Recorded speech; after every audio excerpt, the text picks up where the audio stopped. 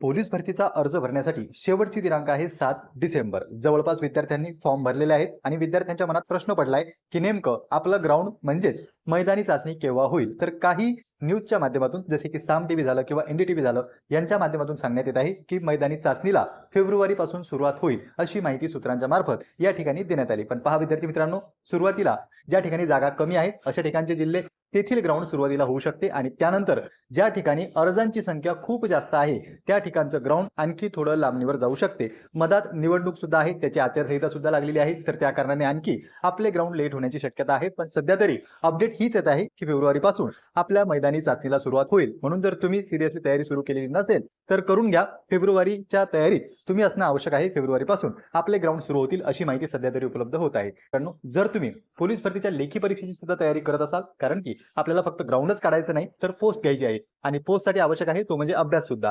अभ्यासासाठी पुस्तके मार्केटमध्ये अवेलेबल झालेली आहेत. त्यामध्ये पोलीस भरती नोट्स संपूर्ण मराठी व्याकरण, पोलीस भरती मराठी शब्दसंग्रह, पोलीस भरती नोट्स वाहन चालक तांत्रिक आणि तसेच पोलीस भरती वाहन चालक तांत्रिक 79 प्रश्नपत्रिका संच ही चारही पुस्तके स्मार्ट स्टडी पब्लिकेशनची आहे, विठ्ठल राऊतवार सरांची. तर तुम्ही ग्राउंड प्लस लेखी दोन्हीची तयारी करत असाल तर या पुस्तकांचा उपयोग तुम्हाला परीक्षेसाठी होऊ शकतो.